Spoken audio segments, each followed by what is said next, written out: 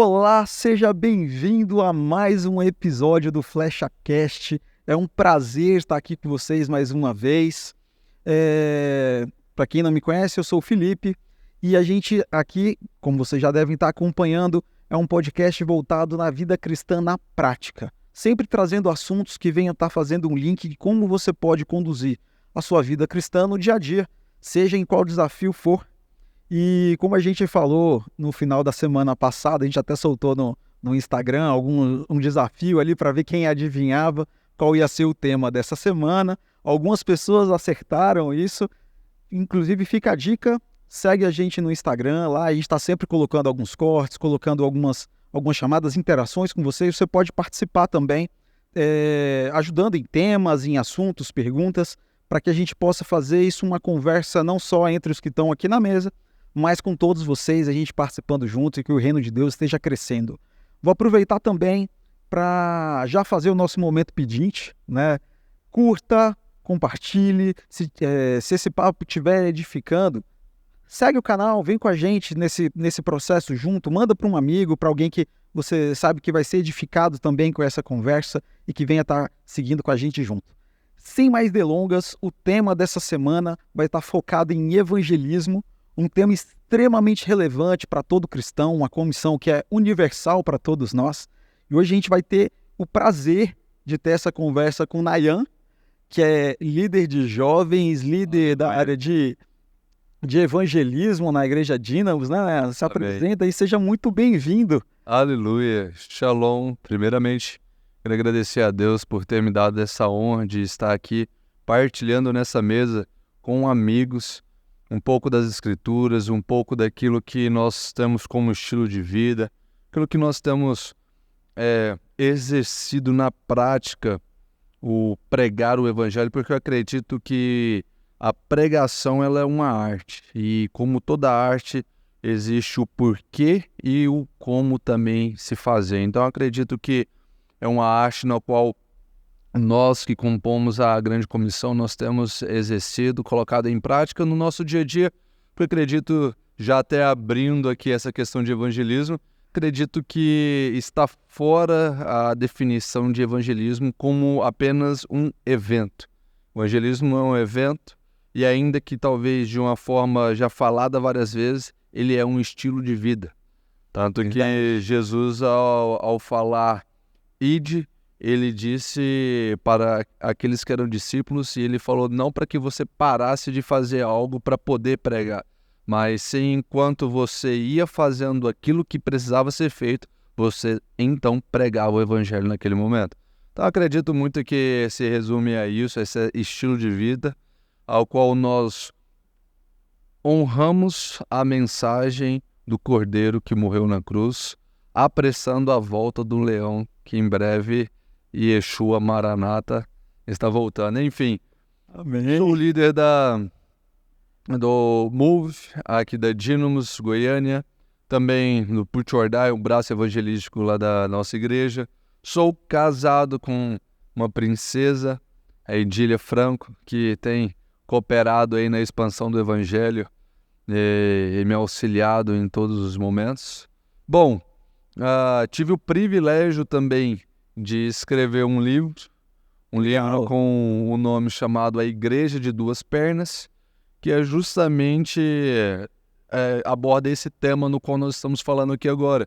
Eu acredito que a verdadeira igreja, meu amigo, ela não é composta por 4 paredes, mas ela é formada por 2 pernas, que somos nós. Nós somos a igreja. E é interessante, uma vez eu ouvi algo, que a igreja do século XXI está esperando com que o perdido venha até ela.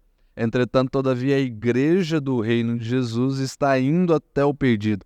Até mesmo porque Jesus não falou, espere com que o perdido venha até você, mas vá e pregue o evangelho a toda criatura. Então, eu acredito muito que a igreja de 2 pernas, ela é justamente nós como igreja, nós vamos e honramos a mensagem pregando ela em tempo e em fora de tempo. Então, é um livro para capacitar, ativar a grande comissão, a justamente honrar a mensagem para todas as pessoas e em todos os lugares. Muito bacana. Acho que o nosso papo aqui é certeza que vai render e vai render muito. Aleluia. Isso é um tipo de assunto que ele é primordial para todos nós cristãos, né? Quando a gente fala do comissionamento, ele é universal. Não é pastores vão, não é missionários vão, vão todos para o evangelho. E para te conhecer um pouquinho mais, para a gente ser evangelizado, né? Para ter um evangelista, ele foi evangelizado por alguém. Sim, sim. E como foi seu processo de conversão? Você já nasceu num lar evangélico? Você se converteu depois? Não, eu nasci num lar que não era cristão. Eu me converti ali em 2011, eu lembro até a data, foi 3/7 de 2011. Foi bem ali onde eu tive a oportunidade ali de conhecer a Jesus. E eu fui no encontro, eu considero assim que eu até digo que eu fui vamos dizer assim, uma presa fácil. Amigo, eu me chamou, vamos pra igreja? Eu falei, uai, cara, o que vai ter lá? Ele falou assim, não, lá vai ter lanche, lá vai ter um monte de gente bacana. E essa igreja, no que ele tinha falado, não era um culto congregacional em si, mas era uma célula. Ele me chamou para uma célula, ali eu comecei a ir e fui conhecendo o pessoal, fui me envolvendo, fui conectando e até que teve esse encontro com Deus, que foi onde eu falei. Aí eu fui e tive minha vida totalmente impactada e desde lá então começou assim, de uma forma mais clara, a minha caminhada com Jesus. E aí eu fui amadurecendo com o tempo, mas foram muitas experiências. Acredito que assim como uma criança, quando ela nasce, ela não nasce sabendo andar, acredito também que quando a gente nasce de novo, a gente nasce no Espírito, a gente também vai começar a aprender a caminhar com a nova mentalidade em Cristo, caminhar com a nossa identidade original. E com isso também, sendo bem vulnerável nessa mesa, foram muitos aprendizados, ao qual, por algumas infantilidades, tive algumas respostas erradas, entretanto, todavia, o Espírito Santo havia selado meu coração, e eu acredito naquela canção onde diz na parte que aquele que pisou no Santo dos Santos, esse não sabe viver em outro lugar. Então, o Espírito Santo, ele havia selado meu coração, então não havia resumo nessa frase, que está até escrito se não me engano, num livro chamado Caçadores de Deus. Ótimo livro. Muito bom mesmo. Eu descobri que por muito tempo eu cacei a Deus, eu procurei encontrar Deus. Entretanto, todavia, até o dia que eu entendi que eu era a caça e não um caçador. Então eu também entendi que não tem como correr de um Deus que é mais rápido do que eu. E essa é uma coisa que a gente vê muito latente, ainda mais nos dias de hoje, né? Onde tem se tornado tudo tão efêmero, tão relativo, né? E acaba que as pessoas se tornam presas muito fáceis para o místico, né? As pessoas buscam algo transcendental, elas buscam um sentido na vida além disso, né? Ou seja, tem que ser mais do que isso, tem que ser mais do que esse caos, tem que ser mais do que trabalhar, estudar, viver e tal.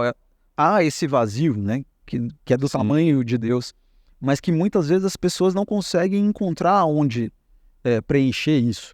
E às vezes tentam com coisas difíceis de encontrar, né? A gente vê ganhar muito espaço em culturas místicas, né? Você vê uma atração muito grande pelo sobrenatural em geral, Sim. mas até por culturas difíceis de igreja, né? Que não necessariamente representam a Cristo, não necessariamente apresentam a Cristo, gera uma certa aversão ou um certo receio, né, de como se aproximar da igreja, se aproximar de Deus. No seu processo de conversão, você tinha alguma ideia do que era ser cristão, do que era esse mundo que Deus já tinha preparado para você? Meu amigo, eu confesso para você que na época, eu estou até assim buscando lá na memória, mas eu me recordo que eu era um jovem no qual eu gostava assim eu era curioso, então eu gostava assim de de experimentar o que a vida poderia proporcionar. E assim, eu tinha Deus como... Eu acreditava que Deus existia, que Deus era bacana, entretanto, todavia, na minha perspectiva, Deus era um Deus distante. Então eu não tinha o Emanuel, o Deus conosco, e muito menos o Deus em nós. Então, assim, na época, assim, Deus, ok, maravilha, mas Deus está longe. Quem é esse Deus? Eu não sei dizer quem é Deus. Infelizmente, hoje existem muitos pródigos dentro da casa do Pai. Existem muitas pessoas que você pergunta a razão da fé dele, ele fala assim, quem é Deus para você? Deus é meu tudo. Ao mesmo tempo que parece ser uma resposta profunda, na minha opinião, é uma resposta muito genérica. Rasa, né? Exato, porque se Deus ele tem multifacetas, muitas características, como então que eu posso dizer que Deus ele é apenas querer resumir num tudo? Única palavra, né? Isso, quando eu quero dizer isso, eu obviamente eu não estou descartando a própria magnitude da palavra, dessa expressão tudo, né? Deus é meu tudo. Mas a grande questão é que, infelizmente, muitas pessoas se escondem atrás dessa fortaleza porque não tem o que falar, porque não sabe o que falar, porque não conhece. Olha só para você ver. Os próprios evangelistas, melhor dizendo, os evangelhos, são o quê? Biografias de Jesus. Sim. Foram necessárias 4 biografias, 4 perspectivas diferentes falando da mesma pessoa. Isso aqui, já dentro do que nós estamos falando, é interessante porque 4 homens trouxeram perspectivas do mesmo prisma, da mesma visão, do mesmo ponto no qual era Cristo. E é interessante que se aqui a gente pega então 4 homens para escrever uma biografia, como então que a gente quer restringir Deus apenas dentro de uma característica? Eu acredito particularmente que a gente, nas estações no qual nós estamos vivendo, nós podemos estar conhecendo uma característica específica de Deus. Então até fica uma dica para o pessoal que está nos assistindo, quem é Jesus para você? E quem é Jesus na estação no qual você está vivendo hoje? Porque o Jesus em Mateus colocou Jesus como o rei dos judeus. Mas é interessante que em Marcos, Jesus era o servo. Em Lucas, Jesus era o homem. Em João, Jesus era o Filho de Deus. Então você percebe características da identidade de quem? De Cristo. Então qual é a característica de Cristo presente, real, palpável para mim hoje? Por que eu digo isso? Porque Deus é bom. Só que é interessante que em Salmos, nas Escrituras, vai dizer: provai e vede que Deus é bom. Então não é simplesmente eu falar Deus é bom, mas apenas para tentar resumir algo que eu nem conheço. Eu só realmente vou saber se Deus é bom quando eu provar e ver. Quando eu provar dele, experimentar de quem Deus é. Então a grande questão é o seguinte, resumindo dentro disso que eu estou falando aqui agora. Nós não podemos ser genéricos nas nossas respostas de quem Deus é, por se esconder através de uma intimidade no qual nós não temos, e se esconder atrás de uma convicção, consciência na qual nós não temos. Por exemplo, quem Deus é? Eu não sei, Deus é tudo, mas eu falo que Deus é tudo porque eu não sei quem Deus é. Não, Deus, ele é tudo, e em específico nessa estação ele está sendo meu pai, porque eu tenho desfrutado de um cuidado no qual eu nunca desfrutei antes. Deus, Moisés perguntou, quem o Senhor é? Eu sou. Aí a gente vai ver no Velho Testamento, Jeová Jireh, Rafá, Chamá. Você vai ver várias... Exatamente. Eu sou o Deus de perto. Eu sou o Deus que cura. Eu sou o Deus que você precisa. Então, assim, é muito interessante a gente ter essa característica, porque Deus não está distante.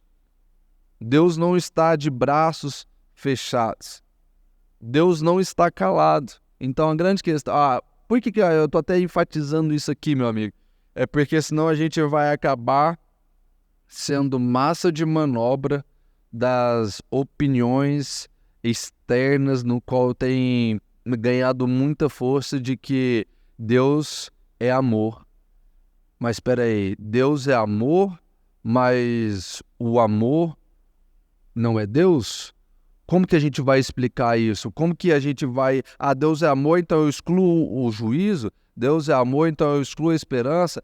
Não, então se Deus é juízo, então eu excluo o amor? Se Deus é juízo, então eu vou falar a verdade? Não vai ter... Enfim, acaba que a gente entra no relativismo e acaba que a gente não vai ser firmados numa convicção, e quando o dia mal chegar, a gente, por não saber dizer quem Deus é, a gente não vai saber representá-lo também. E esse tipo de resposta vaga, ela vem muito de uma experiência vaga também, rasa.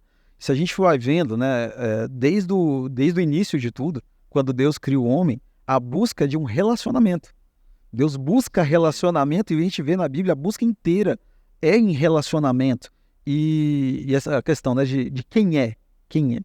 A gente que é casado, a gente sabe muito bem disso, né? Quando a gente olha para nossa esposa quando era namorada, quem era ela? Ela era uma pessoa. Você noivou, a gente já está indo para casamento.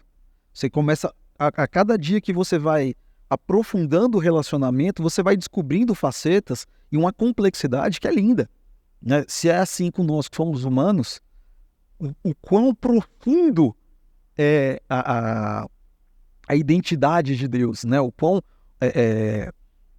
quão cheio de volume, de intensidade. E é algo sempre que vai ter algo para a gente conhecer das características de Deus. É interessante disso, porque que é importante a gente enfatizar, deixar isso claro, meu amigo. Porque a gente vai ver que no Velho Testamento, antes mesmo do Senhor passar e verificar que o sangue nos umbrais da porta, ele deu uma direção.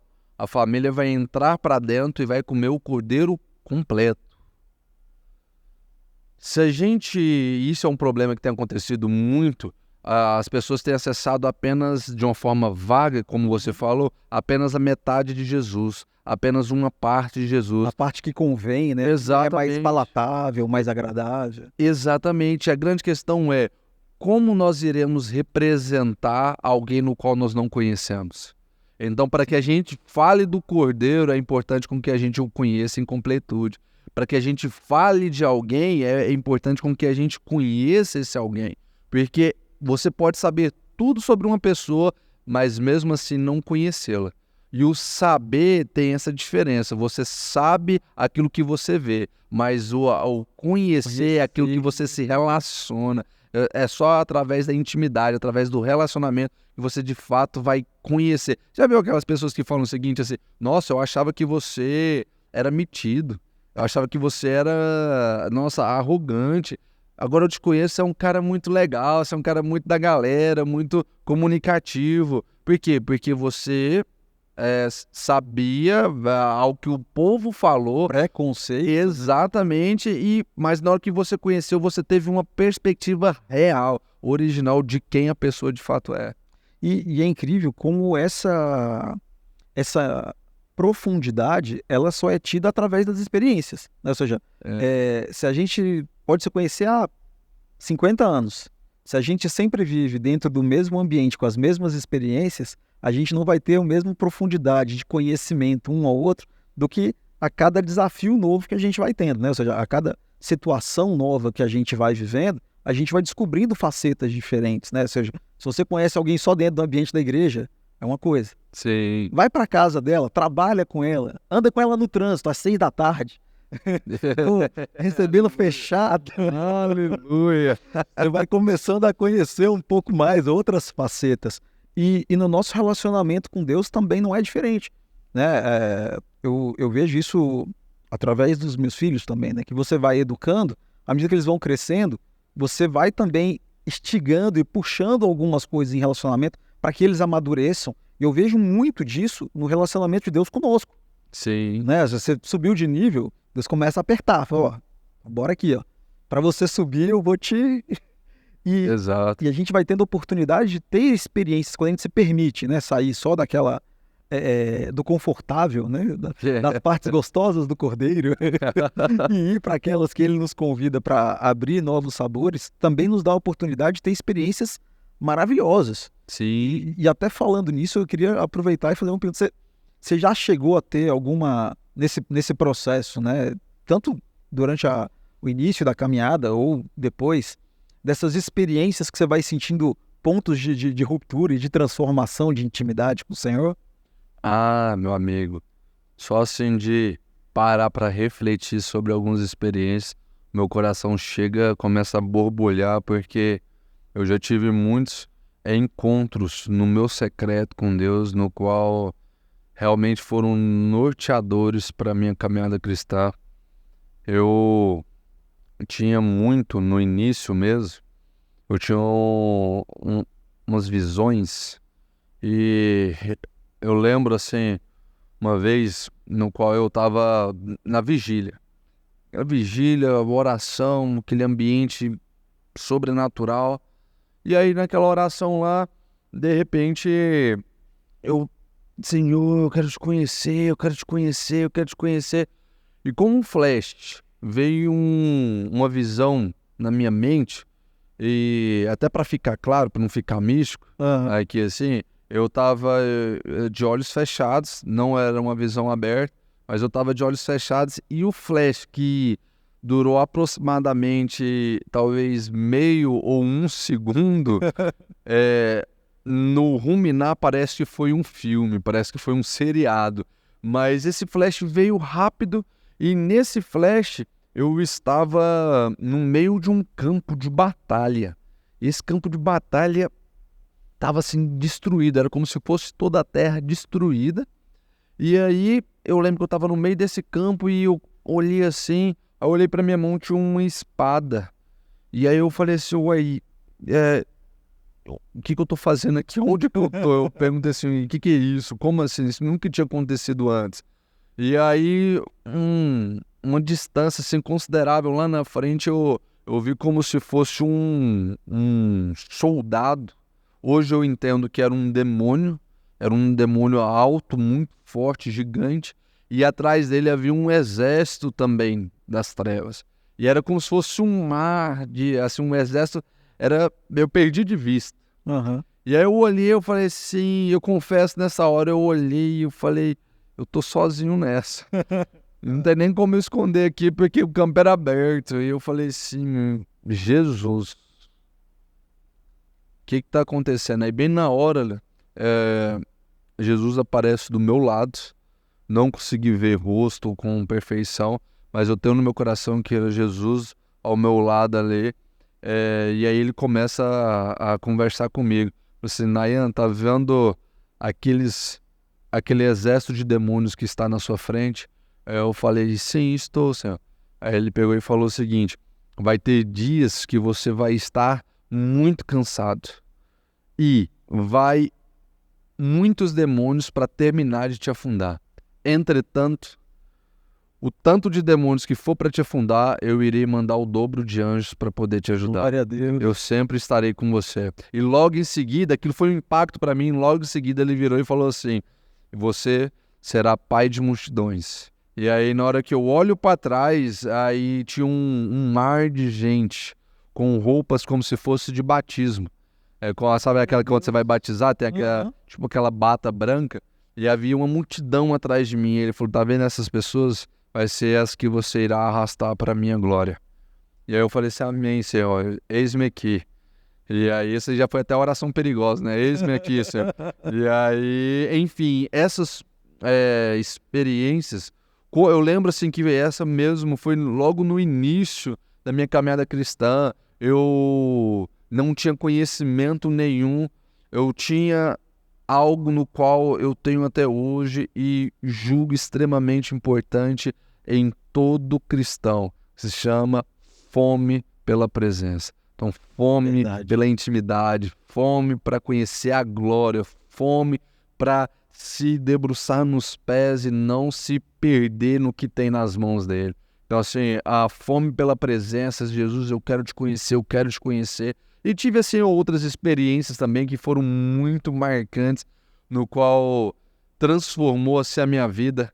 Eu tive até uma outra experiência, meu amigo, nessa daqui, eu fui extremamente...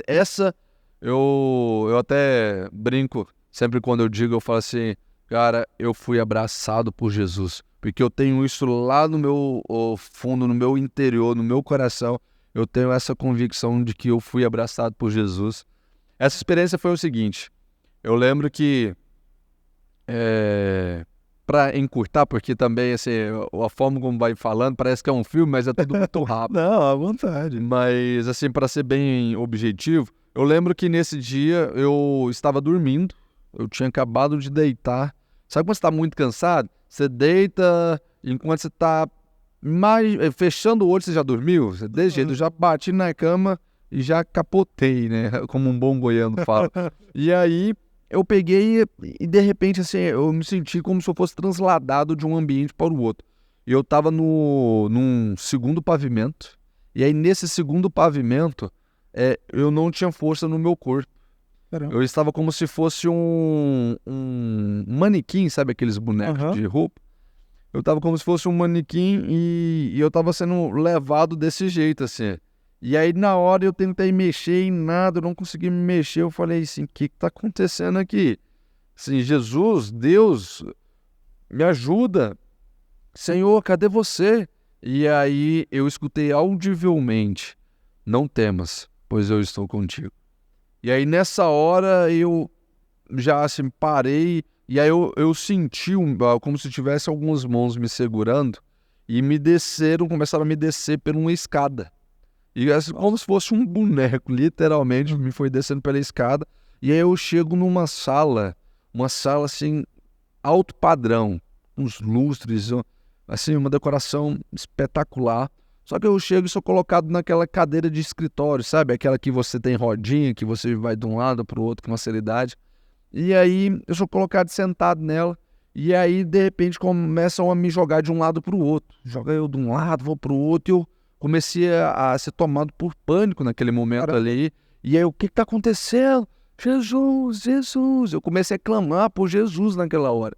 E até que, de repente de Deus, a porta abre e a luz acende e um homem vestido de branco entra por essa sala e para na minha frente. Ele tinha um cajado prateado e ele estava com esse cajado, estilo cajado de pastor, na mão, cajado prateado. E aí eu tô na cadeira assim, na hora eu falei assim, Jesus, é você? Eu fiz essa pergunta porque eu só mexia os olhos e a boca, eu não tinha força no meu corpo. E aí, na hora, assim, não houve nenhuma resposta, mas no meu interior eu estava tendo aquele sentimento de que Jesus havia chegado ali. Então eu comecei, tanto que na hora que estava jogando eu na cadeira de um lado para o outro, havia muitas risadas demoníacas, como se fossem risadas de deboche, algo desse tipo. E aí, eu sei que na hora que eu tive essa percepção, então, que Jesus estava ali na minha frente, eu comecei, assim, a balançar o meu pescoço aqui, até que eu me joguei no chão. No que eu me joguei no chão, eu caí como se fosse, assim, uma estátua mesmo no chão, não sem nenhuma força. Jesus, então, ele ajoelha, ele se coloca de joelhos na minha frente e estende a mão para mim. E naquilo foi como se fosse me dando uma força. E eu comecei a mexer o meu braço direito até que eu peguei na mão de Jesus. E aí naquilo ali eu senti o meu corpo todo sendo assim liberto. Tudo aquilo que estava me aprisionando foi liberto na hora. E aí Jesus pega e levanta e ele me dá um abraço.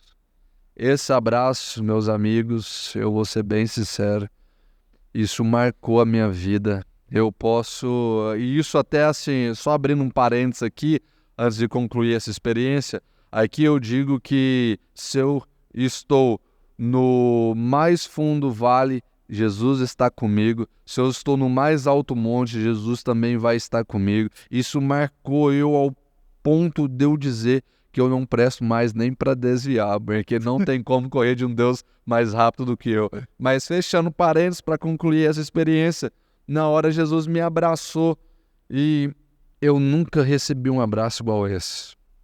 Só de eu falar assim, eu confesso pra você que os meus olhos enchem assim de lágrimas, é difícil até conter isso. E eu lembro dele virar pra mim e falar assim: filho, eu te amo. E eu estou aqui e foi falando algumas coisas aí. O que ficou perceptível, que eu lembro até hoje é: crie raízes em mim, porque tudo que pedires será dado. E a isso a gente remete a João 15, a videira verdadeira. E, enfim, essa experiência para mim, eu tive outras experiências que foram marcantes, mas essa aqui, ela tá entre a top 3 da minha vida e no qual eu jamais vou esquecer essa experiência. Marcou a minha vida e eu acredito que experiências, elas promovem esses memoriais no qual a gente não esquece. Eu acho incrível como as experiências com Deus, elas são literalmente únicas, né?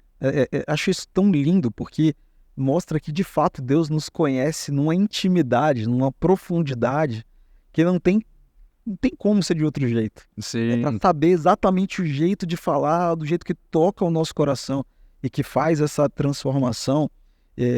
Essa questão das experiências é muito louco isso. sim. Que uma das orações que eu faço pelos meus filhos, sempre, todo dia, é que eles tenham quanto antes uma experiência pessoal com Cristo. Uau, Porque aleluia. eu vim de um lar cristão, mas eu me lembro o dia em que eu tive a minha experiência pessoal. E falar assim: nossa, a partir de hoje não é mais o Deus dos meus pais, é meu Deus. Aleluia. E isso foi algo que também me marcou tanto, que eu oro pelos meus filhos. E inclusive até estendo para você que está assistindo aí, compartilha com a gente, você teve uma experiência pessoal aí Sim, as também. experiências mais loucas que vocês tiveram. Quando a gente compartilha as experiências, como a palavra de Deus fala, né, traz à memória aquilo que te traz esperança.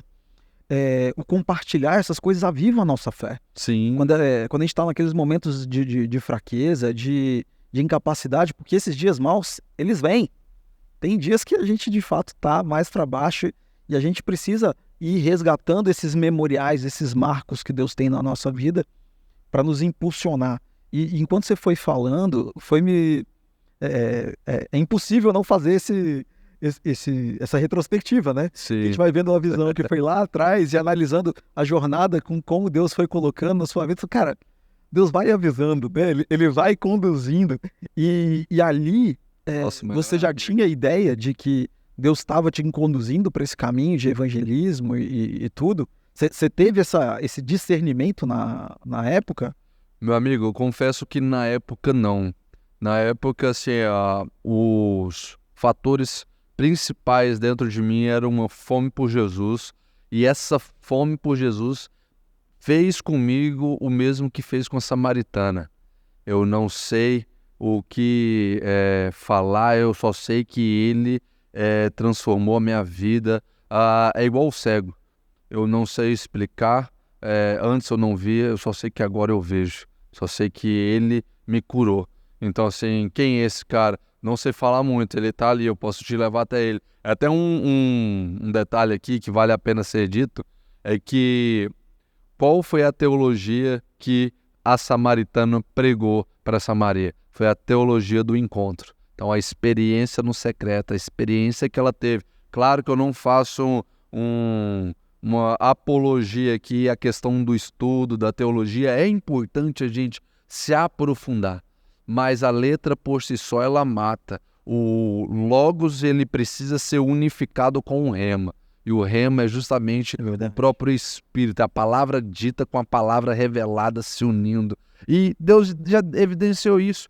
De Gênesis a Apocalipse, a gente vai ver que Deus disse haja, a palavra dita. É interessante que ela se une com o Espírito que pairava sobre as águas, por isso que houve luz. Então, assim, de Gênesis a Apocalipse, a gente vai vivendo essa existência do Logos com o Rema se unificando e promovendo vida. Então, da mesma forma, eu acredito muito nisso, meu amigo, que a gente precisa, sim, estudar, se aprofundar no conhecimento, Entretanto, todavia, a gente precisa também da intimidade. A gente precisa fazer como Marta, que são as várias partes, mas nós nunca podemos abrir mão do que Maria fazia, que ela fazia a melhor parte, que é a intimidade. Nós precisamos ter as mãos de Martas e os corações de Maria. A gente precisa ter a intimidade. Não podemos apenas estudar, nós precisamos ter esse encontro. Foi isso que Jesus fez comigo na época. Eu tinha essa fome. Fome por conhecer a glória de Deus, fome por conhecer Jesus. Eu queria mais, eu queria Jesus, eu quero te conhecer mais. Eu quero conhecer mais do que você já fez, de quem você é, daquilo que você pode fazer. Estão me dizendo isto, mas eu quero conhecer Jesus, eu quero ter experiência, eu quero experimentar, ter um contato físico. E isso, como consequência, me levava a pregar o evangelho, a falar de Jesus para as pessoas. Porque eu acredito assim, que todo aquele é uma evidência de que você realmente conhece Jesus é quando há um desejo ardente no seu coração de compartilhar dele com as outras pessoas. Então, você que está nos assistindo, até uma evidência para você que talvez já se perguntou, ou tenha se perguntado, será assim que eu tive um encontro com Deus mesmo? Será que eu tive um contato com Jesus? É simples, a resposta é óbvia. Quando você está sentado na mesa do seu trabalho, ainda que talvez o seu relacionamento com Jesus hoje não esteja tão aquecido, a conversa sempre vai culminar em você falando de Jesus. Então a verdade precisa ser dita, é que você já tocou o céu, por isso que em todos os lugares você vai compartilhar sobre ele. Quando a gente tem algo que nos movimenta tanto, é impossível você ficar calado, né? Você fala sobre aquilo, aquele assunto vem, a gente só professa aquilo que está cheio no nosso coração. Se está cheio de Jesus, você vai falar de Jesus, não tem jeito. É igual quando a gente estava na época do casamento ali, assim, estávamos noivos, organizando as coisas. O que a gente falava? A gente falava, nossa, minha noiva, nossa, o casamento, e aquela expectativa, isso nos movia. Onde a gente ia, a gente estava falando a respeito disso. Então acredito também que quando a gente tem esse contato com Jesus, a gente, ainda que não saibamos como falar, como fazer, o gás que há dentro de nós, o motivo, vai fazer com que a gente se mova. E essa sede, né? Essa fome insaciável que a gente tem de conhecer Cristo, se ela é genuína, ela começa a abranger, né? Você querer saber mais de ângulos diferentes, de fontes diferentes, uma profundidade maior.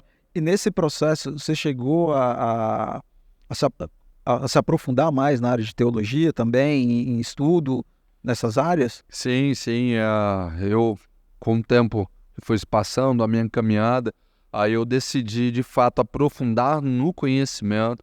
Eu, então, comecei fazendo uma teologia livre, que é uns seminários que algumas igrejas disponibilizam. Então, fui me aprofundando, e aí logo depois eu convalidei e me tornei bacharel em teologia. E nisso, assim, fora alguns outros estudos também, alguns outros cursos que eu fui fazendo sobre escatologia, sobre, enfim, soterologia, tudo isso eu fui estudando justamente para quê? Não para colocar Deus numa marca e estudar como que Deus faz. Porque eu acredito que ninguém explica Deus, mas tudo se explica nele. Então, o fato de eu estudar a teologia não é para estudar e entender como que Deus faz, mas sim para conhecer quem Deus é. Então, esse desejo me levou a me aprofundar no conhecimento, até mesmo porque a gente vive num mundo hoje a qual o intelectualismo tem crescido muito. Então, a pessoa vai perguntar para você, cara, Deus, você só fala de Deus, mas prova aqui pela ciência, prova aqui pela história. Como que você vai falar de Deus pela história? Então, quando a gente busca o conhecimento, a gente vai entender que, assim como Spurgeon disse, que assim como em toda a Inglaterra tem uma estrada que culmina para Londres, se tivermos sabedoria, conhecimento e relacionar intimidade com o Espírito Santo, a gente vai ter a sabedoria de conduzir todas as pessoas em todos os assuntos culminarem em Cristo, apontar para Cristo. Então, assim, ele criou aquilo que era invisível, foi criado a partir dele. Então ele é o verbo. Então a grande questão é o seguinte, então tudo teve um ponto de partida, então como que a gente pode explanar a respeito de Deus? É tendo conhecimento e relacionamento com ele para a gente poder então explanar sobre esses assuntos. Então é muito importante a gente buscar o conhecimento e tudo, porque a gente até teve uma experiência, a gente rodou a Europa, esse tempo, uns meses atrás, a gente rodou a Europa, e a Europa, sim, ela tem uma realidade atual fria, por causa assim, de vários fatores. A gente pode talvez até depois entrar nessa temática aqui, falar um pouco mais a respeito, mas só para a gente não perder essa linha de raciocínio aqui, a Europa, o europeu em si como cultura, ele é bem intelectual. Até mesmo por causa da questão climática e tudo, culturalmente cultura, mesmo. né, que é Exato. O pessoal entra para dentro de sua casa e lê um livro. Então, assim, isso já é culturalmente já do europeu. Então, isso, o intelectualismo foi se tornando mais robusto. Então, eu lembro que eu mais a minha esposa nessa viagem mesmo, a gente ficou, meu amigo, 45 minutos na porta da loja de um grande celular, não vou falar aqui a marca desse celular, mas a gente ficou na porta desse smartphone aí, uma grande potência, conversando sobre o quê? Sobre Deus. E ele tinha em torno de 14 a 16 anos. Sabe quais eram as perguntas que ele estava fazendo para mim? Cara, se Deus é bom, igual você está falando, por que existe tanta maldade no mundo? Aí eu parava assim e falava assim, meu amigo, olha só, eu pensava comigo, um jovem adolescente assim de 14 a 16 anos tá buscando respostas para perguntas mais aprofundadas, mais assim, que exige uma defesa, que existe o quê? Existe um estudo, você vai falar assim, é isso aí, Deus é bom, eu não sei explicar não, você vai falar isso, vai responder desse jeito, então você não tem nem fundamento para sua própria resposta. Então assim, ele foi conversando ali e eu fui explanando para ele.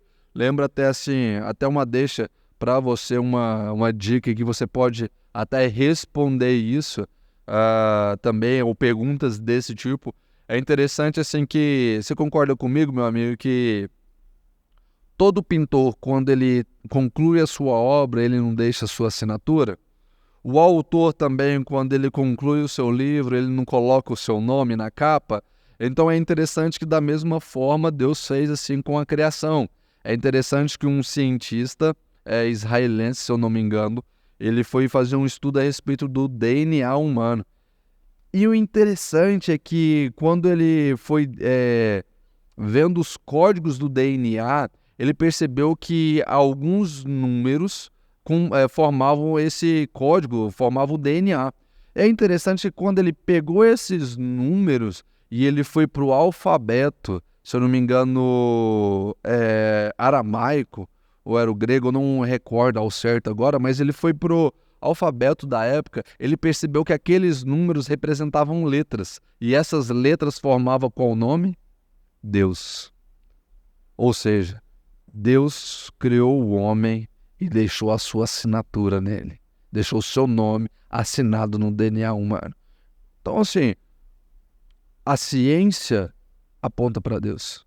A história aponta para Deus. A gente vai perceber até mesmo, de uma forma arqueológica falando, a gente vai perceber que existem mais escritos, existem assim, mais pergaminhos, fragmentos escritos da própria palavra do que dos grandes filósofos da época. Então, assim, aí o cara vai falar assim, eu não acredito que Jesus existiu, mas eu acredito que Sócrates existiu. Eu não acredito que Jesus é um mito. Mas eu acredito que Platão foi um grande cara aí. Eu acredito que Aristóteles. Só que aí, pera aí, então beleza, então vamos ver aqui. Aí você pega os escritos sobre cada um. Existe muito mais a respeito da própria Bíblia, existe muito mais a respeito do próprio Cristo do que desses grandes filósofos. Enfim, são assim, várias temáticas, mas isso a gente vai herdar onde? Através de horas de estudo e se aprofundando, justamente porque Deus, todas as coisas apontam para Deus, então é importante a gente ter entendimento, a gente ter esse relacionamento com ele, porque a gente vai saber conversar e representar Jesus para todas as pessoas. Esse é um ponto que eu acho fundamental, porque quando a gente vê, principalmente pessoas que estão no embalo do primeiro amor, né, naquele ímpeto, às vezes buscam só a experiência, ou até nessa vontade que nem cabe no peito, né? De, cara, eu tenho que falar de Jesus para todo mundo. Eu conhecer Jesus. E vai nessa euforia e acaba, às vezes, esquecendo da profundidade, né? Então, assim, esse ponto que você tocou, eu acho ele fundamental, né? Assim, o falar de Cristo ele exige também a profundidade, né? Eu tenho que também buscar embasamento, porque se a gente olha pela própria história, né? Durante uma boa parte da história, a história erudita, né? Ou seja, quem buscava a ciência, quem estudava, o conhecimento estava dentro da igreja. A partir do iluminismo que a gente foi tendo uma inversão e a igreja começou a ir se afastando disso, né? Não, a igreja e a ciência não se mistura tanto.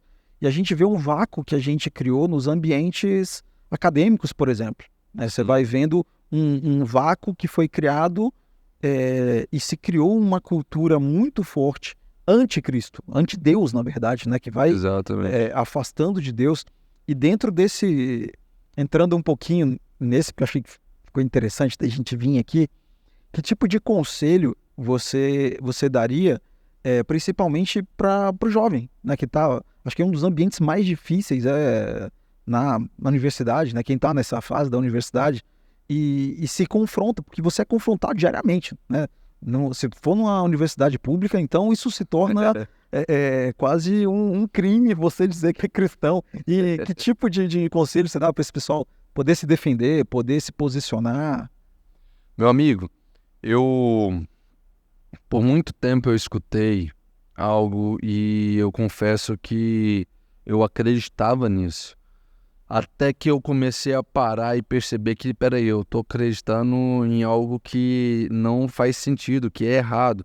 O que eu acreditei por muito tempo é que a faculdade, universidade era um cemitério de cristão. Porque todo aquele que se dizia cristão, ao entrar numa universidade, devido ao ambiente, devido a toda a situação, ele então se perdia no caminho, se perdia em si mesmo. Entretanto, todavia, hoje eu discordo disso. Eu acredito que a universidade não é um cemitério de cristão. Eu acredito que a universidade é um campo de batalha para a grande comissão. Então eu acredito muito nisso. Então, assim, primeiro conselho é que eu acredito que esse aqui serve não só apenas para o campo da universidade, mas como vida mesmo, como caminhar. Eu acredito que todo cristão, ele deve ter o coração de um avivalista e a mentalidade de um reformado. Ou seja, ele precisa ter um coração que deseja o relacionamento, deseja a presença, mas ele precisa ter uma mentalidade que vai estar de prontidão para dar a razão em defesa da sua fé. Ele vai saber defender a sua fé, assim como Pedro disse, estejam prontos para poder defender a sua fé. E é interessante que aqui eu já vou até para o segundo ponto, é que o defender a fé, por muitas vezes as pessoas acham que é apontar no dedo e começar a discutir, brigar. Acredito que quando o tom se eleva, às vezes assim, o ambiente se esquenta demais nesse quesito, começa a se tornar um debate, essas coisas do tipo. Não que o debate não seja saudável, mas é só quando assim, fica briga, quando começa essa discussão, eu acredito que aí já não há abertura ou momento para que de fato haja um entendimento. Porque, bom, primeira coisa, você precisa respeitar a opinião da outra pessoa. Então, assim, se você precisa respeitar essa opinião, você não vai simplesmente ali, essa é aquilo que eu acredito e pronto, acabou. Mas espera aí, você não está nem ouvindo a pessoa. Espera. Então, assim, primeiro ponto, dentro disso daqui, nessa segunda parte, respeite a pessoa. Porque às vezes a gente poderia até destrinchar em várias outras coisas dentro disso. Mas respeite, porque às vezes ali você não vai colher o fruto. Às vezes ali você não vai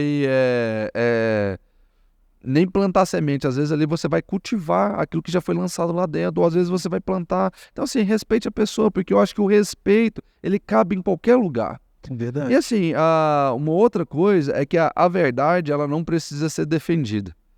Ela não precisa.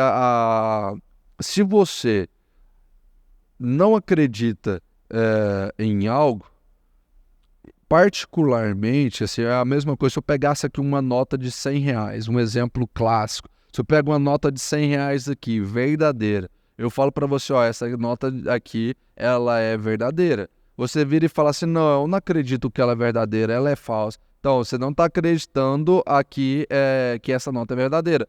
A verdade mudou pelo fato no qual você acreditou? Não. Então a verdade não muda você acreditando ou não. Isso vai fazer apenas que você se torne mais ignorante do que você já é. Mas a grande questão é o seguinte, a verdade não precisa ser debatida. Muitas das vezes as pessoas querem o quê? Debater ou discutir sobre a verdade, tentando descer goela abaixo aquilo no qual eles acreditam, sem respeitar a pessoa. Só que quem convence? Espírito Santo. Não somos nós. Então, se é o Espírito Santo, a sua função, a nossa missão é de defendermos a nossa fé, mas como? Pregando o Evangelho, trazendo razão pelo qual nós acreditamos em Deus.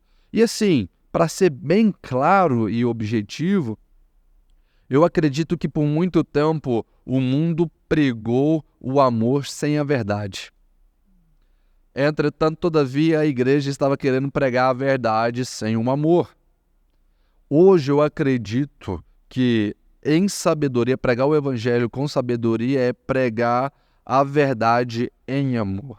Eu acredito assim que até mesmo a gente vai ver que Jesus era cheio de graça e verdade. Ele era a graça e a verdade, ou seja, a graça abre porta para que a verdade se manifeste. Então eu acredito muito assim, que hoje a gente precisa pregar a verdade em amor. E respeitar é um ato de amar a pessoa. Assim, às vezes a pessoa não vai parar para te ouvir ali, mas o fato de você ter respeitado ela vai fazer com que ela se sinta acolhida por você para conversar depois. Então, assim, dicas agora até dentro disso práticas. Se a pessoa ela realmente quer entender, ela quer conhecer a respeito de Deus, ela vai parar para poder te ouvir. O próprio semblante dela não vai ser de condenação ou de soberba num quesito de eu conheço mais que você, o que você está falando não faz sentido. Não, ela vai parar para poder te ouvir, ela vai parar para poder tentar entender o que você está dizendo. E com isso, se ela para ali para te ouvir, eu acredito que vale a pena você parar para poder debruçar. Quando eu digo isso, eu não estou dizendo que você não vai pregar o evangelho para ela. Você prega o evangelho, mas a mesma coisa, Jesus pregava parábolas para a multidão, mas ele só destrinchava ela para os discípulos. Às vezes a gente está querendo discipular aquele que não converteu. A gente está querendo chegar e falar para o cara que está na faculdade, fumando um brau, ou está na faculdade tomando toda se perdida nesses vícios, está querendo chegar lá e discipular, falar assim, não, você tem que fazer isso, você tem que ser desse jeito, você tem que ser isso, você tem que expressar a santidade. Mas espera aí, como que você vai querer que a pessoa expresse uma identidade de leão se ela ainda tem a natureza da serpente? Então não tem como, então a gente está querendo discipular quem não se converteu na faculdade. Então a grande questão é o seguinte, você chega e prega o evangelho, o Espírito Santo convenceu a pessoa ali, ela se converteu, nasceu de novo, então aí você começa o processo de discipulado. Mas muitas vezes por que o debate, a discussão se esquenta? É porque a gente quer que a pessoa seja transformada, ou melhor, ela seja santificada, sendo ela ainda nem ter tido nascido de novo. Falta muito da sensibilidade, né? Acho que é uma das referências que eu acho muito interessante é quando a gente vê falando sobre a terra, né? Que na Bíblia tem essa referência, né? Um planta, outro rega, mas o crescimento ele é dado por Deus. Essa sensibilidade no espírito de saber qual é a minha função com essa pessoa. nesse contato que o Senhor está me proporcionando, qual é a parte que me cabe nessa obra que é do Senhor, né? Porque eu vejo que às vezes tem muito desse ímpeto de querer já ver, não vou arar a terra, não vou plantar, eu já quero catar o fruto. Eu já quero colher, eu tô aqui já, nossa, qual que é o fruto que eu vou colher? Por quê? Porque quem colhe o fruto muitas vezes também recebe o status. Então, o fato da pessoa querer colher o fruto ali, é por quê? Porque ela já quer receber o status já de que, foi através de mim. Mas mal a pessoa sabe que não tem nada a ver conosco, tem tudo a ver com eles. É verdade, é verdade. E é uma prova que mostra, às vezes, até da nossa própria imaturidade, né? Em vez da gente se colocar como um degrau, né, para que a pessoa possa ir subindo, virar uma pedra de tropeço. Né? Ou seja, os dois são pedra.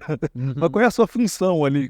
Como você está se colocando nesse momento? E isso é muito, muito profundo. Esse é um tipo de reflexão que eu acho que não cabe só para o novo convertido, mas durante toda a nossa caminhada. Essa autorreflexão de ver, cara, a cada relacionamento, o quão sensível ao Espírito Santo eu estou, o quão disponível para ser instrumento e não o que vai colher louros, né?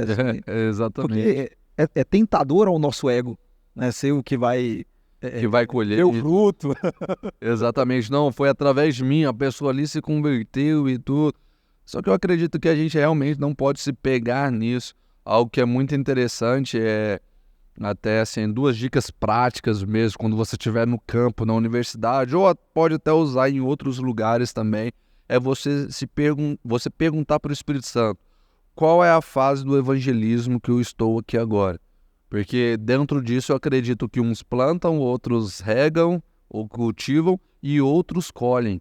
Então é interessante que se eu pergunto para o Espírito Santo, qual é o tipo de evangelismo que eu estou aqui agora? Qual que é a fase? Eu estou na fase do plantio, então eu não vou querer me apressar em fazer um apelo, porque o apelo é para o momento da colheita.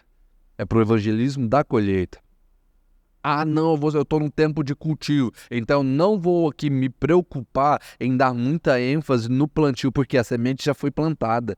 Eu preciso só cultivar, porque em algum momento ela vai ser colhida. Então, assim, a grande questão é importante a gente fazer isso, porque a gente vai ter discernimento até mesmo de como conduzir, do que falar na hora ali. E uma coisa que é extremamente importante é que em toda conversa você precisa estar atento para os deixas do Espírito Santo. É verdade. Sabe aquele momento que você está conversando sobre economia. E aí, de repente, a taxa de juros, inflação e do nada entra por uma margem de uma onda. Aí você fala assim, cara, a maior onda da história, ela não foi a que teve na Bolsa de Valores em 2008 ou algo do tipo, mas foi a na qual Jesus fez há mais de 2000 anos atrás. Então você vai percebendo alguns deixos e você vai conduzindo intencionalmente para que o evangelho seja pregado. Então assim, você precisa estar atento aos deixos do Espírito Santo. Como, por exemplo prático aqui para você perceber uma deixa do Espírito Santo. A pessoa no qual você está conversando, você está numa roda ali com 4, 5 amigos, e aí de repente um fala assim, nossa, cara, poxa, Deus, eu acho que Deus não me ama. Pronto. Nossa. Aí já é a deixa. É a hora de você falar assim, cara, por que você acha que Deus não te ama? Aí ele vai começar, não, porque isso está acontecendo assim na minha vida, aquilo outro. Mas assim, cara, se a gente olhar sempre para os fatos, a gente vai ter dificuldade em perceber o amor de Deus para conosco. Mas agora, se a gente olha para o Calvário e percebe que imagina só, você é pai? Não sou pai não, mas imagina agora então que você tenha um filho, seu único filho. E aí você pega esse filho, você entregaria para morrer por outra pessoa? A pessoa, não, obviamente que não. Pois é, cara, como é que então você quer dizer que Deus não te ama, sendo que o único filho dele, ele entregou por amor a você? Então, assim, você já vai assim, aqui eu já estou até dialogando de uma forma que você vai pregar para a pessoa, mas você percebe, uma deixa. Deus, o trem tá difícil demais, prova. Então, pior que assim, se a pessoa fala que é prova, infelizmente é uma mentalidade que quem sempre fala isso é um crente, né? Oh, tô na prova. Mas Ou pelo menos um filho de crente, né? exatamente. Alguém que já teve um contato com o nosso idioma. Ali, tá vendo? Até uma deixa. Então você vai ali na hora, então você vai rediscipular a pessoa, porque a pessoa já até se converteu, ela só precisa ter a mentalidade transformada. É porque a grande questão, meu amigo, é porque, olha só, as pessoas, até dentro disso mesmo, a mentalidade transformada, ela é falada onde? Ela é falada em Romanos 12. Só que você vai ver que todo aquele que crê de todo o coração e confessar com a boca está em Romanos 10. Então o cara nasce de novo para depois então ele ali ter uma mentalidade, ou melhor, uma maturidade sólida. E é um processo, não tem como a gente querer adiantar processos. Assim, quando a gente vai vendo como Deus lida conosco desde Adão, é processo. Não tem como fugir do processo, vai ter um processo. Tem estações que são mais curtas, estações que são muito longas. Eu particularmente, sempre que me vejo, às vezes, numa fase que eu acho que está muito longa, eu olho para Moisés e falo, cara, as estações de Moisés eram de 40 anos. Ah, então tá de boa. Tem tempo. Tem margem. Tem margem. Dá para chegar lá. E onde você foi falando, algumas coisas me chamou muito a atenção. Eu tenho visto bastante, né? Algumas pessoas têm sido enviadas, né?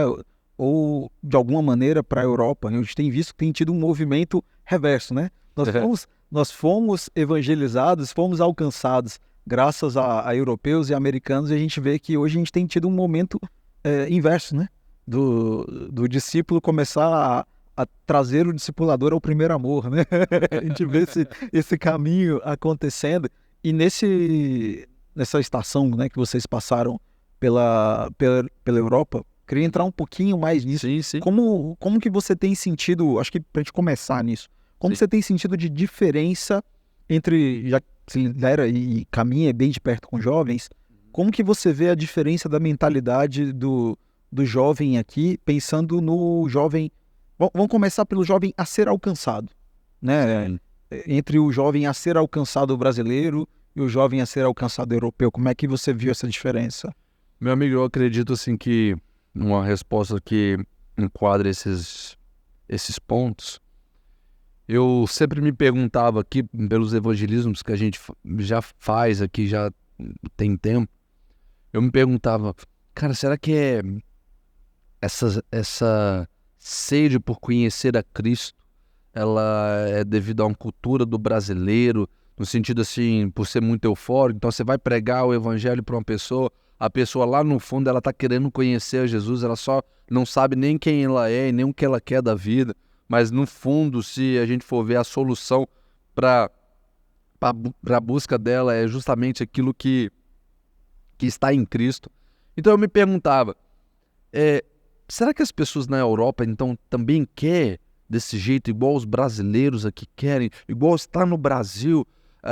Porque aqui eu já percebia uma religiosidade robusta, no qual tinha apontado o dedo para as pessoas, e as pessoas, por se sentirem distante de Deus, enxergarem um abismo entre elas e Deus, então elas buscaram encontrar o que só encontra em Deus no mundo. Por causa de um fruto de uma religiosidade. Porque a religiosidade, ela não mostra perdão. A diferença até aqui de Judas para Pedro. Judas buscou perdão nos fariseus. Quando ele sentiu remorso ali, ele tentou voltar lá e entregar as moedas de prata. Entretanto, o que a religião falou? Não há perdão aqui. Agora, o que aconteceu com Pedro, que negou Jesus? Jesus olha para ele, aquele olhar impactou, foi como uma flecha no coração de Pedro. Então, assim, eu me perguntava, será que na Europa o povo quer Jesus, mas é ferido por uma religiosidade? Igual os brasileiros aqui, os jovens, as pessoas no Brasil, eles querem Jesus, mas também são feridos por essa religiosidade? E a grande resposta para isso foi, nesse tempo, ficou bem evidenciado quando a gente esteve passando pela Europa, ficou bem evidenciado que é semelhante, não apenas no Brasil, mas na Europa também, as pessoas têm devido à religiosidade. Eu vou até colocar dessa forma. A geração passada, ela não assumiu uma responsabilidade devido à religiosidade ter ferido o seu coração. Devido a ela, então, não ter assumido essa responsabilidade, a geração presente tem crescido sem um amparo e um desígnio, um destino claro herdado dos seus pais. Então, eles crescem querendo descobrir o mundo, querendo descobrir a vida. Por quê? Porque não tem um fundamento em casa. Família disfuncional gera filhos disfuncionais. Sim. Então, assim, até aquele, assim, tempos fáceis geram homens fracos. Então, assim, o que acontece? É que uma geração passada não assumiu a responsabilidade porque foi ferida pela religiosidade. Então, a geração presente foi crescendo, buscando o que só encontra em Deus no mundo, na prostituição, nos vícios. Igual a gente vê também aqui assim no Brasil. Entretanto, todavia na Europa é mais escancarado. O que algumas coisas aqui no Brasil teoricamente ainda é escândalo, para lá é natural, é como se fosse normal. Entretanto, todavia, a gente parou pessoas no metrô na Europa, a gente passou em vários lugares na Europa, né? E a gente parou assim, em cada país que a gente estava, a gente parou no metrô, a gente conversava no restaurante, era numa lanchonete, era na rua, sentado num banco na praça. A gente parava e começava a conversar com as pessoas e a gente percebia que, da mesma forma, também estava assim. A geração passada tinha sido ferida pela religiosidade e então a geração presente não tinha legado nenhum para assumir, não tinha responsabilidade para poder colocar as suas mãos. Por quê? Porque a passada tinha bagagem. Exatamente, não tinha fundamento, então deixaram haver navio. Só que é interessante que nas conversas eu percebi algo aqui que eu respondo à pergunta. É que não apenas no Brasil, mas na Europa, as pessoas estão desejosas para conhecer o Cristo vivo. O problema é que nós, como cristãos, por muitas das vezes, nas nossas conversas, temos anunciado um Cristo morto. Então, as pessoas querem conhecer um Cristo vivo, mas muitas das vezes o nosso diálogo, por não termos relacionamento com o Espírito Santo, por não termos conteúdo, conhecimento, o que acontece? A gente está anunciando um Cristo morto. A gente está anunciando um Deus distante, a gente está anunciando um Deus que é uma característica que não é realidade de Deus. Então a grande questão é o seguinte, as pessoas lá na Europa, mesmo pela frieza do intelectual, a ferida da religiosidade, lá também tem pessoas querendo conhecer a Cristo. Nós estamos com um campo em Londres mesmo. Londres, meu amigo, até um parênteses. Londres, a gente pode até entrar talvez depois nessa pauta aqui sobre transformação social, mas Londres é um lugar incrível. A gente, como igreja, temos até implementado um campus nosso lá em Londres, e a gente num culto, de repente entra um cara no auditório principal e ajoelha lá e começa a levantar os braços e louvar. E aí então eu peguei, mais do que depressa, já olhei, fui no cara, abracei e comecei a orar junto com ele. O que esse cara depois virou para mim e falou assim: cara, obrigado por ter orado comigo. Obrigado, eu precisava ouvir essas palavras. Eu tô querendo Jesus. O cara entrou num culto. Aí você fala assim, a Europa tá fria, a Europa tem essa frieza. Eu não discordo. Existe não apenas uma frieza climática, mas existe também uma frieza espiritual. Mas eu também acredito que existem homens cheios do Espírito Santo que estão andando na contramão e honrando a mensagem de Jesus, pregando o Evangelho, apressando a volta dele e transformando vidas naquele lugar. Então, eu acredito que tem um intelectual robusto, que tem corações feridos pela religiosidade, mas eu acredito num Espírito Santo, num Jesus, que é sábio o bastante para falar do Pai através de um pedido de copo de água, assim como ele fez com a samaritana. Então eu acredito que o Espírito Santo continua usando pessoas que querem partilhar dele, que querem ser usadas por ele e não usarem a ele, pessoas que querem ser usadas por Deus, eu acredito que o Espírito Santo continua usando em Londres, em Madrid, em Portugal, na Europa, no Brasil e no mundo. Cabe a nós, então, eu até concluo essa minha resposta com isso. Eu acredito que o problema não está em um ímpio não reconhecer a Cristo, mas o problema está em um cristão não saber representá-lo. Nossa, esse é o tipo de confrontamento que a gente tem que estar se colocando à prova, né? Porque se a gente quer falar Maranata, ora vem, o que a gente tem feito para isso, né? O quanto a gente tem se colocado à disposição de fazer aquela oração tão difícil, eis-me aqui, Exatamente. usa-me. Oração perigosa. Pois é, e eu vejo assim, isso eu até queria ver um pouquinho de você, porque eu vejo na minha geração, né, eu já tô indo quase para os 40, eu vejo que uma diferença assim, que na época de criança e pré-adolescência ali, eu vi uma quantidade grande até, era uma conversa entre nós, do anseio por ser missionário, por ir levar a palavra de Deus. E entre essa geração mais nova, eu já não ouço essas conversas. Eu já não vejo isso tão frequente. Que tipo de conselho você daria? Assim, primeira coisa, você enxerga essa mesma diferença? E em seguida, o que você acha que a gente pode fazer para incentivar esse espírito de amor, né? De ter amor pelo não alcançado? Porque mais do que cumprir uma missão, eu tenho que ter amor. Mas sem amor você não vai. Eu acredito até dentro disso que você falou, meu amigo, que os nossos pés precisam chegar nos lugares onde as nossas lágrimas chegaram primeiro. Eu acredito que o nosso amor pelo perdido, ele é fundamental para que a gente pregue para o perdido. Não tem como a gente ir falar de Jesus para uma pessoa, sendo que a gente, primeiro, não conhece Jesus e, segundo, que a gente não tem uma compaixão pela pessoa no qual está ouvindo a respeito de Jesus. Até mesmo porque vai falar que Jesus, nas Escrituras, fica evidenciado que Jesus se compadecia do povo. Essa compaixão era um sentimento profundo, no qual estava nas suas próprias entranhas. Era como se fosse um forte sentimento que chegava a estremecer ele por dentro. Então, assim, acredito que a gente precisa ter sim compaixão pelas pessoas para a gente pregar o evangelho, porque senão vai ser apenas um discurso de performance, vai ser apenas uma teoria. E eu acredito que palestra existem muitas pessoas já fazendo muito bem. Eu acredito que a gente precisa, de fato, tocar não apenas o externo, porque o externo a maquiagem já faz. Então eu acredito que a gente precisa tocar o interno. E o interior é justamente tendo uma compaixão por quem está ouvindo e também tendo uma paixão pelo autor da mensagem. A gente precisa disso.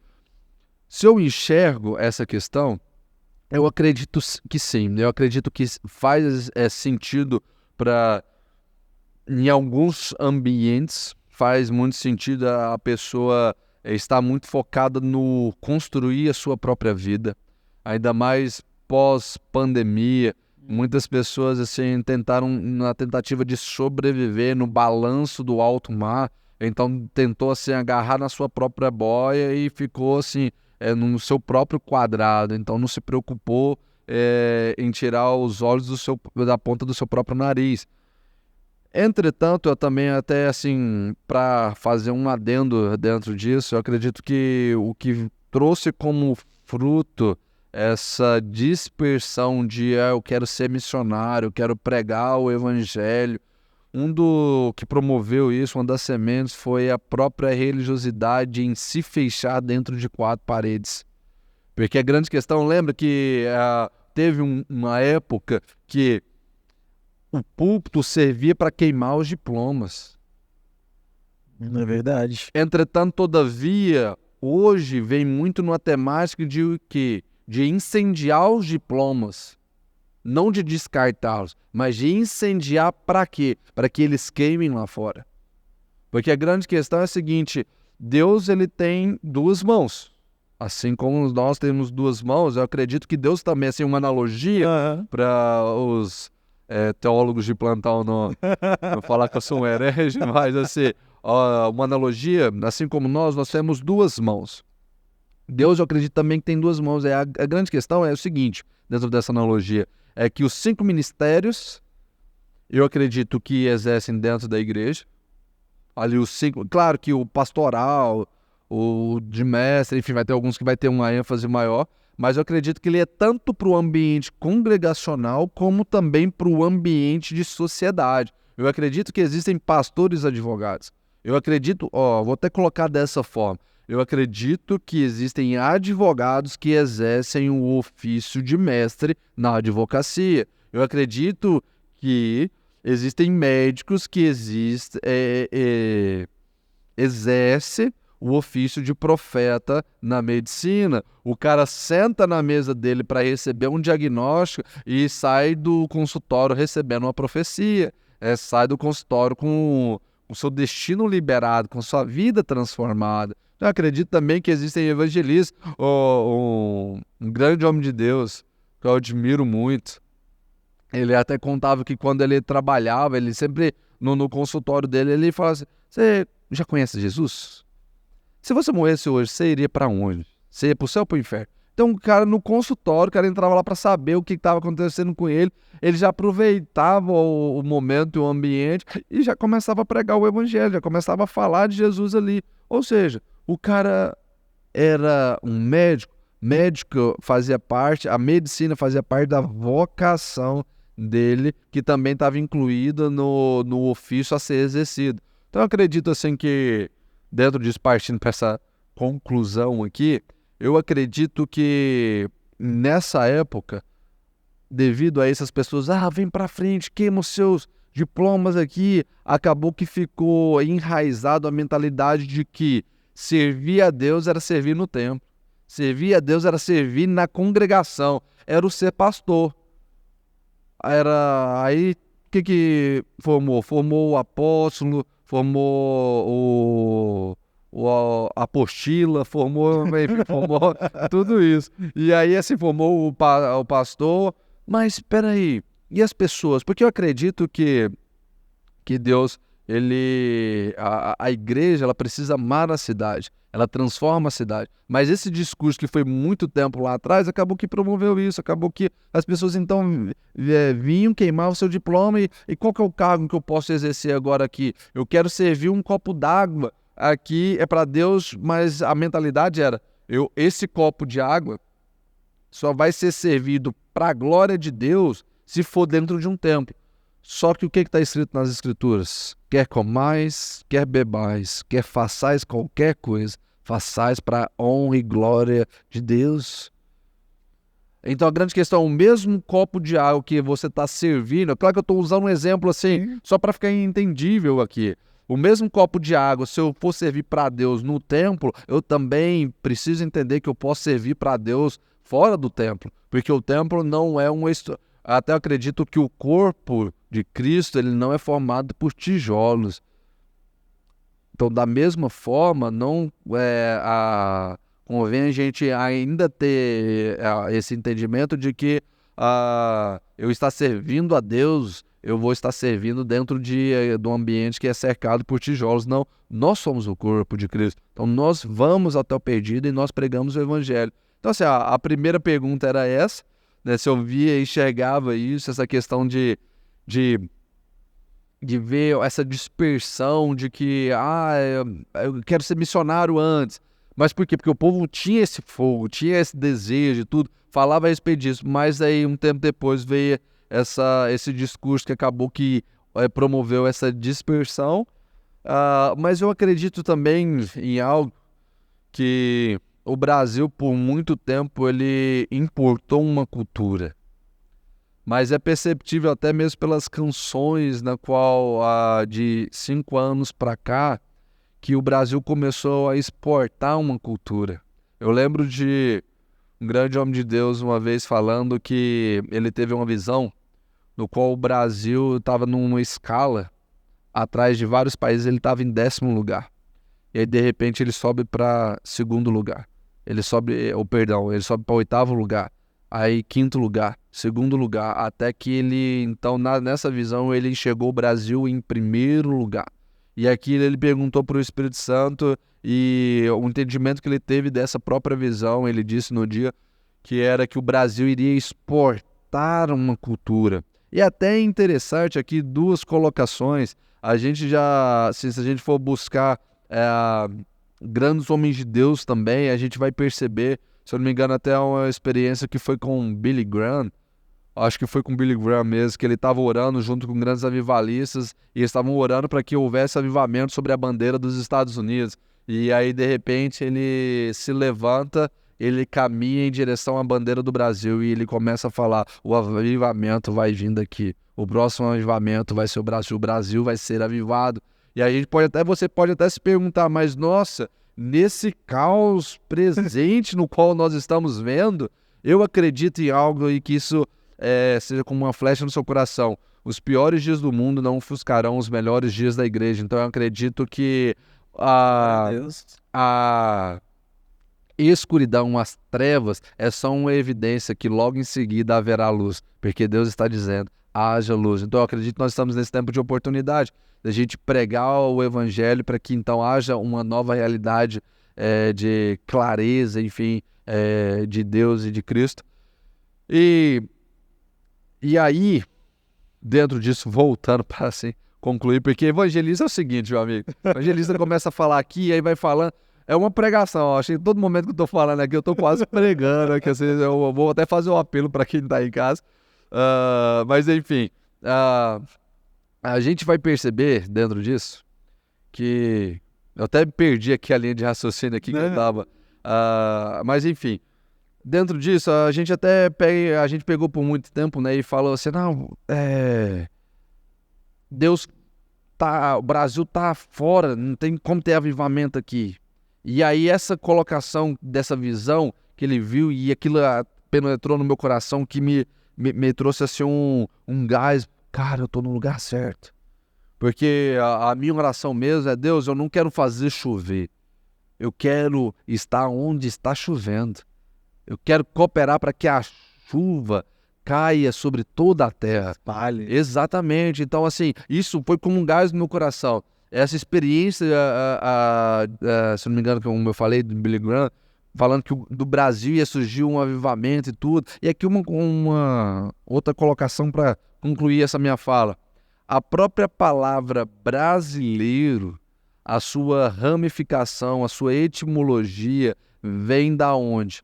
Na colonização do Brasil, os europeus, os portugueses, por não saberem qual nome falar, eles enxergaram o pau-brasil. Eles viram o pau-brasil e no cerne do pau-brasil, ele era vermelho como brasa. Então, o que os portugueses falaram? Esses são os brasileiros. Por quê? Porque eles exportavam o pau-brasil e como era como brasa, então eles falavam que o brasileiro é o quê? É um exportador de brasa. Então eu acredito que nós estamos num tempo onde, e vem de encontro a isso, de que o Brasil está exportando uma cultura, o Brasil está exportando aquilo que Deus tem derramado sobre ele. Não, isso é fantástico. Eu compartilho e falo amém, que de fato a gente possa ver e participar disso que Deus tem feito. E falando nisso, que tipo de conselho você dá para os jovens, para as pessoas que estão vendo a gente e que vão ouvindo isso e falam, cara, eu quero, eu também quero, eu quero participar disso, eu quero fazer parte desse avivamento, eu quero ser instrumento de Deus, levando a palavra de Deus, mas que muitas vezes não sabe por onde ir, né? Que conselho você dá? Para um jovem apaixonado por Jesus, nunca negocie o seu secreto. Então eu quero dizer para você que está em casa, abandone tudo, só não abandone o seu secreto, porque aquele que quebra princípio, uma hora o princípio irá quebrá-lo. Aquele que negocia o princípio, ele vai se perder no propósito e não vai cumprir a promessa. Então eu acredito muito que o primeiro ponto é: nunca negocie o seu secreto, nunca negocie a sua intimidade, assim como eu já até falei aqui nessa mesa, a gente precisa ter as mãos de Marta, mas o coração de Maria. A gente precisa fazer as coisas, porque Marta estava fazendo para Jesus, mas melhor do que fazer para ele é fazer com ele. O ativismo é altamente prejudicial, então você não pode deixar o relacionamento com ele achando que ele está mais interessado naquilo que você pode fazer para ele, até mesmo porque o que seres finitos poderia oferecer para um Deus que é infinito? Então, assim, não há o que a gente oferecer. Primeiro ponto, e importante, não negocie o seu secreto, não negocie a sua intimidade. Segundo ponto, aproveite enquanto é tempo. Porque o Reinhard Bonk já falava, o evangelho é eterno, mas nós não temos a eternidade para pregá-lo.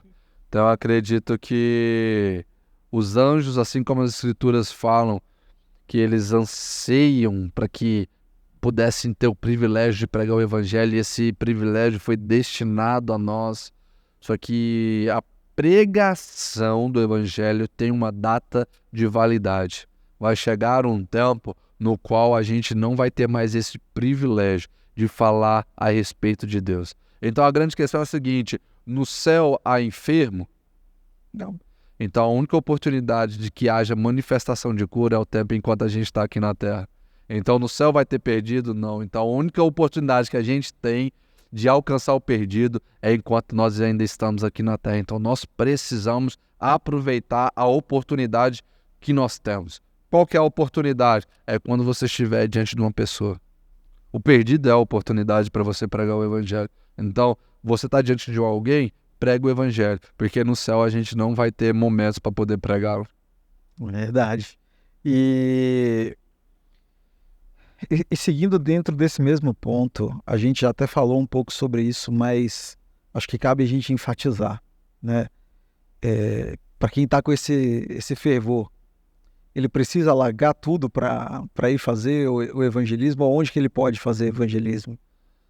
Meu amigo, eu acredito que é uma mentalidade errada a pessoa largar tudo e ir pregar. Porque a grande questão é que Jesus, ao dizer ide e pregar o evangelho a toda criatura, ele não estava falando para você parar de fazer o que você está fazendo para você então ir pregar. Não, ele estava no próprio grego, a voz média é como se fosse o nosso gerúndio. Enquanto você está indo, pregue o evangelho. Ou seja, não é pregar o evangelho, evangelismo, missão, não é você largar tudo. Entenda essa colocação, porque senão as pessoas vão falar assim, largar tudo, então não tem que largar o pecado. Essas coisas são óbvias. A gente está tratando assim, dentro dessa resposta, largar tudo não é largar o que eu tenho aqui para poder ir para uma outra nação e achar que lá eu estou fazendo missão. Porque a grande questão é que, da mesma forma como um missionário está indo para a África, Goiânia também precisa de missionários. Goiânia também precisa de visionários. Goiânia também precisa de filhos de Deus, porque a criação anseia pela manifestação dos filhos. Então a grande questão é a seguinte, para quebrar a mentalidade de que evangelismo é você largar tudo que você está fazendo para ir pregar. Não. Evangelismo é compartilhar o evangelho. Pregar o evangelho, então, é um estilo de vida que, enquanto você está fazendo o que precisa ser feito, você prega o evangelho. Se você precisa trabalhar, se você que é uma realidade de todo mundo, então, enquanto você está indo trabalhar, prega o evangelho no seu serviço. Você precisa comer, você vai sair para ir num restaurante, pregue para o garçom.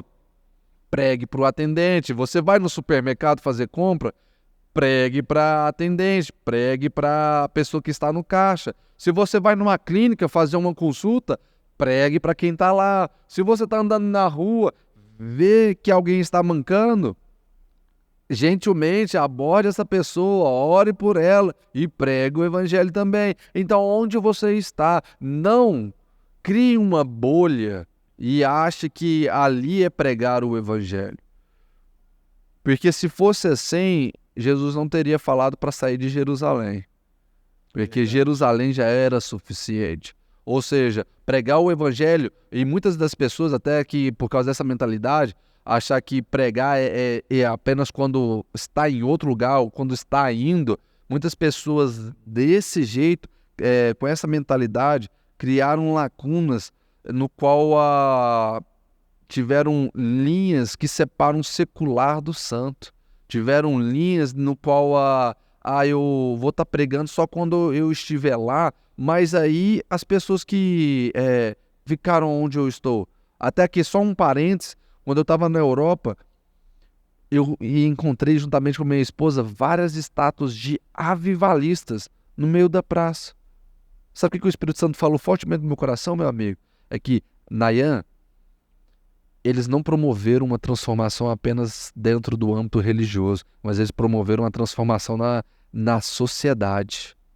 Tanto que aqueles que não são cristãos admiram esses homens pelo trabalho que eles fizeram. Ou seja, a pessoa que acha que pregar é só quando ela está indo para lá, o que vai acontecer? Ela vai deixar de pregar enquanto ela está aqui. Só que a grande questão é onde você está. Pregue o evangelho. Aqui, assim eu digo, pregue o evangelho em tempo e fora de tempo. Até um detalhe assim, para você ter ideia. Você fala assim, cara, como que eu prego o evangelho? Porque eu tenho vergonha, eu sou um pouco tímido. Eu acredito que para todo mundo, pelo menos aqui no Brasil, uma atendente de uma operadora telefônica vai te ligar para oferecer um plano. Várias vezes isso já aconteceu comigo. O que a minha amada esposa me deu a ideia? Falou assim, amor, pregue para eles. Quando eles te ligarem, pregue para eles. Ligar mesmo, né? Eles vão te oferecer um plano, então fala do plano da salvação para eles. Falei assim, é isso. Ótimo.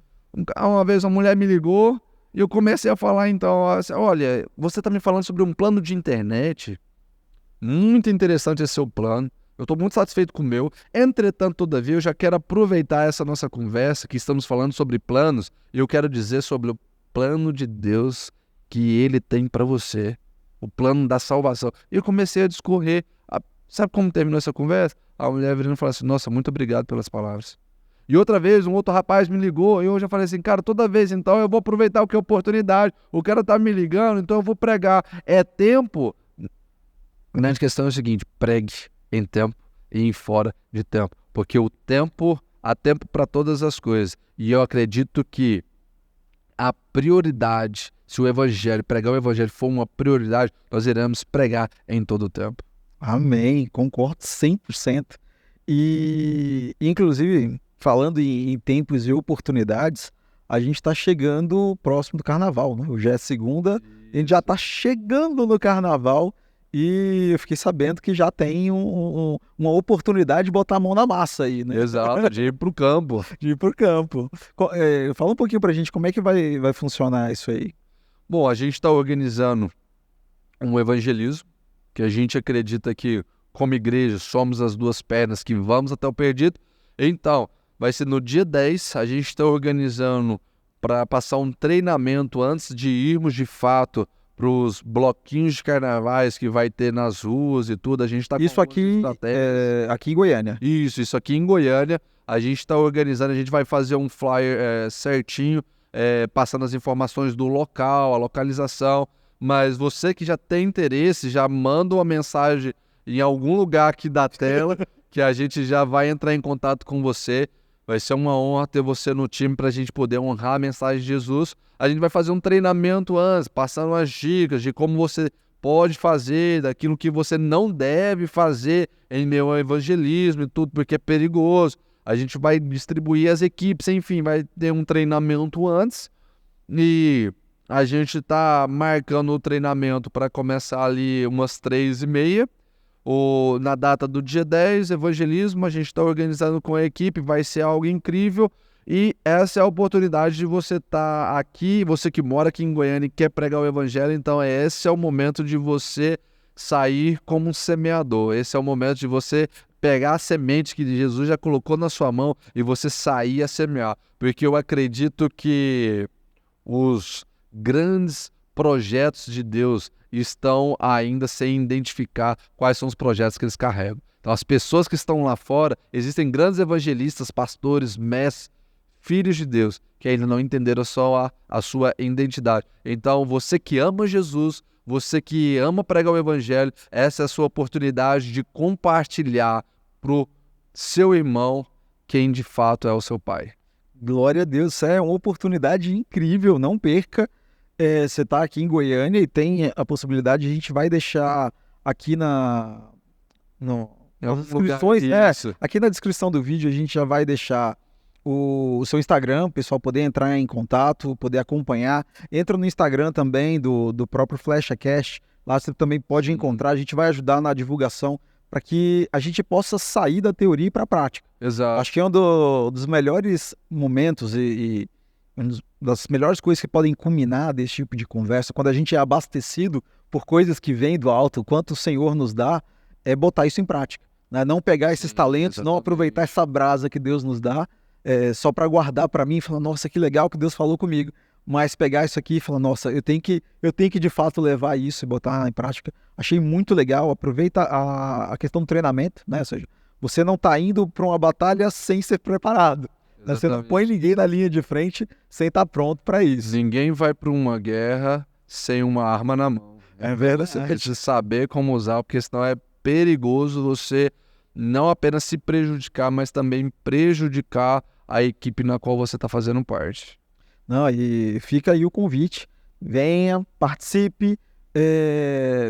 Nossa, não tenho nem como falar. Agradecer esse papo que foi tão rico, foi tão edificante nas nossas vidas. Tenho certeza que não só na minha, mas de todo mundo que estava acompanhando aqui. Isso foi um papo muito legal. Acho que esse rende ainda outros papos, né? Já quero deixar o convite aqui estendido. Você também quer acompanhar um pouco mais desse papo? Comenta aí, pede pra gente conseguir um espacinho na agenda, puxar ele de novo aqui com a gente. Vai ser um prazer ter mais dessas conversas. Te agradecer de verdade, foi um tempo maravilhoso. É realmente muito importante que a gente esteja cultivando uns nos outros esse amor por evangelizar, por espalhar a palavra de Deus, ter algo que nos queime tanto. É sempre muito inspirador ver alguém que tem isso ardendo em si e que isso seja comum no nosso meio, que a gente possa estar multiplicando esse tipo de coisa. Aproveitar que você que acompanhou até aqui e ainda não deixou seu like, deixa, isso ajuda muito a que outras pessoas também sejam impactadas com isso, que o algoritmo entenda que é relevante esse tipo de conversa e possa entregar para mais pessoas. Deixe seu comentário, envie esse vídeo para outras pessoas que também precisam e que vão gostar de ser avivadas também, e seja muito bem-vindo nessas conversas com a gente toda segunda. Semana que vem tem mais, vocês vão ser muito bem-vindos e a gente está aqui como família e vamos despedir de vocês e até mais. Fiquem todos com Deus. Aleluia. Sejam muito abençoados e que o fogo do Senhor seja espalhado por toda a terra, em nome de Jesus. Aleluia, em nome de Jesus. Valeu, pessoal. Valeu.